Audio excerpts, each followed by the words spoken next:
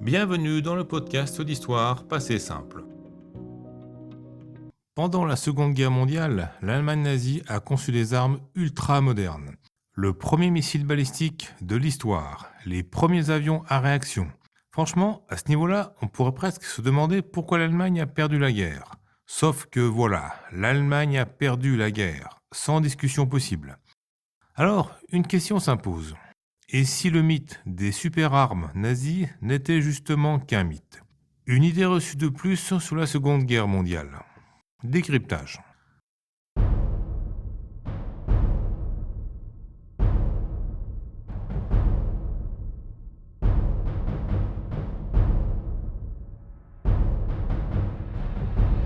D'abord, ces fameuses super-armes, c'était quoi exactement? Des chars, par exemple, le Tiger, le Panther, parfois présenté comme le meilleur char de la Seconde Guerre mondiale, blindage épais, canon de 75 mm, sur le papier, impressionnant. Il y a aussi le Sturmgewehr 44, un fusil mitrailleur qui combine les avantages du pistolet mitrailleur et du fusil, souvent présenté comme le précurseur de tous les fusils d'assaut modernes. Sous l'eau, le U-boat de type 21, ultra rapide, ultra silencieux. Dans les airs, les Allemands préparent un missile révolutionnaire, le Wasserfall, à guidage radar. Ils développent aussi des bombes téléguidées, la Fritz X et la Henschel HS 293. Et puis surtout, les premiers avions à réaction de l'histoire.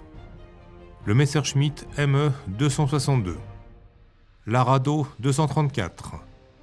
Ce dernier survole les plages du débarquement de Normandie le 2 août 1944, tranquillement, assez haut, assez vite pour ne pas être inquiété par les avions alliés. On peut aussi citer le Messerschmitt ME 163, propulsé par un moteur fusée. Et bien sûr, les armes allemandes les plus célèbres, le V1, premier missile de croisière de l'histoire, utilisé pour bombarder Londres à l'été 1944. Et le V2, premier missile balistique de l'histoire, 5000 km/h, altitude maximale 50 km.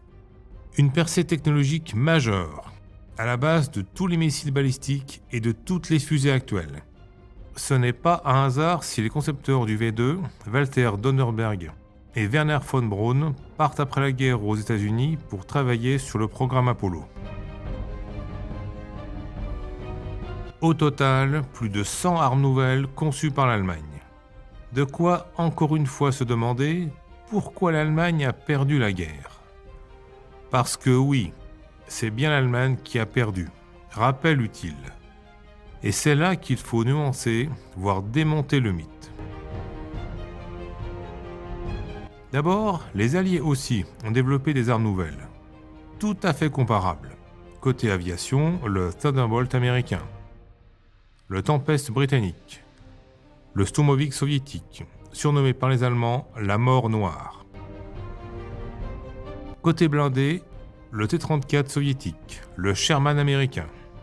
D'ailleurs, le char Panther est une réponse directe au T-34 qui, en 1941, surclassait les Panzer III et IV. Autre arme d'avant-garde, le lance-roquette soviétique Katyusha.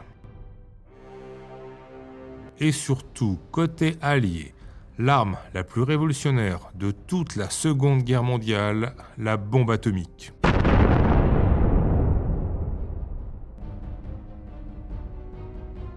Une bombe que les Allemands renoncent à concevoir fin 1942, alors même qu'en 1939, ils sont à la pointe de la recherche en physique nucléaire. Comme quoi, l'avance technologique allemande, elle mérite d'être sérieusement relativisée. Autre problème, beaucoup d'armes nouvelles allemandes sont peu fiables. Le Panther, par exemple, très souvent en panne, équipé, contre toute logique technique, d'un moteur à essence et non diesel. Résultat, une consommation énorme, des risques de panne sèche fréquents.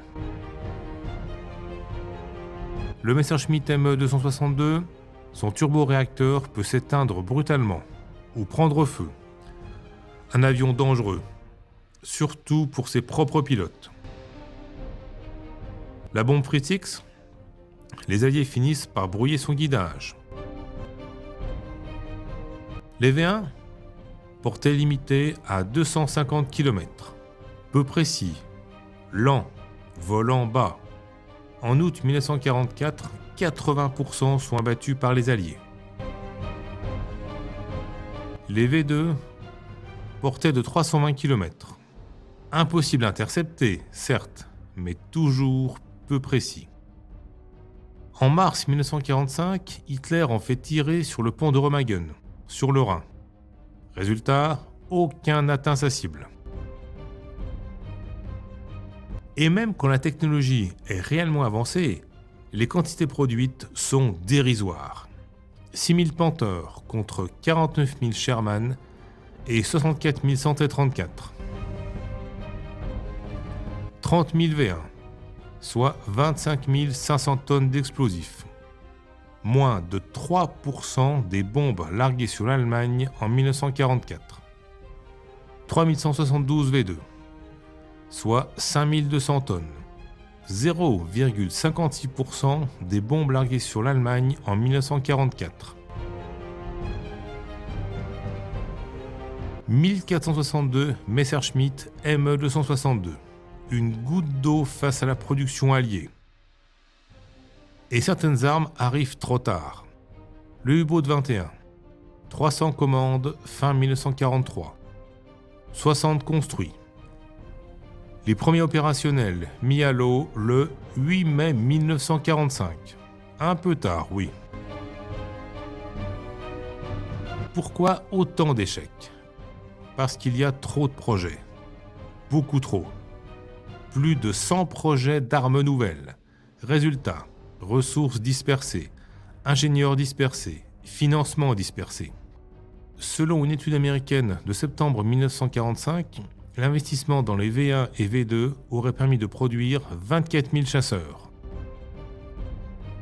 Dès l'été 1943, des ingénieurs du projet Wasserfall sont redirigés vers les V2. Conséquence, plus de 40% des projets restent sur la planche à dessin. 22% aboutissent à un prototype, 7,6% seulement sont produits en série. Une catastrophe industrielle. À cela s'ajoute une organisation chaotique, bureaucratie lourde, rivalité entre industriels, lutte de pouvoir entre Göring, Himmler, Sauckel. Hitler encourage ces rivalités pour rester l'arbitre suprême. Politiquement, ça marche. Militairement, c'est désastreux. Comme quoi, les régimes totalitaires ne sont pas toujours les plus efficaces, les mieux gérés, bien au contraire. Ajoutez à cela la mainmise des militaires obsédés par l'excellence technologique. Les modifications permanentes, les prototypes sans fin, ceci pour espérer trouver l'arme miracle ultime. Reflet d'une guerre pensée comme au XIXe siècle, centrée sur la bataille, en oubliant la logistique, la production de masse, le carburant, les pièces détachées. C'est ce manque de vision stratégique globale qui mène à l'échec de l'opération Barbarossa, à l'échec de la Seconde Guerre mondiale et à l'échec des super-armes. Alors, pourquoi ce mythe tient-il encore? La propagande. Tout simplement. À partir de l'été 1944, les médias allemands martèlent l'idée d'armes secrètes révolutionnaires. Pour rassurer l'opinion. Pour se rassurer eux-mêmes. A l'inverse, les soviétiques cachent le T-34 et la Katyusha. Les Américains gardent le projet Manhattan secret jusqu'à Hiroshima. Les vraies armes décisives d'avant-garde, on ne les annonce pas. On les utilise. Après la guerre, les Alliés ne démontent pas le mythe. Pourquoi le feraient-ils? Ils ont gagné. Et la récupération de Werner von Braun par les États-Unis donne l'illusion d'une supériorité technologique nazie reconnue. Comme quoi, parfois, L'histoire écrite par les vainqueurs ne consiste pas à effacer l'ennemi, mais à le magnifier pour mieux magnifier sa victoire.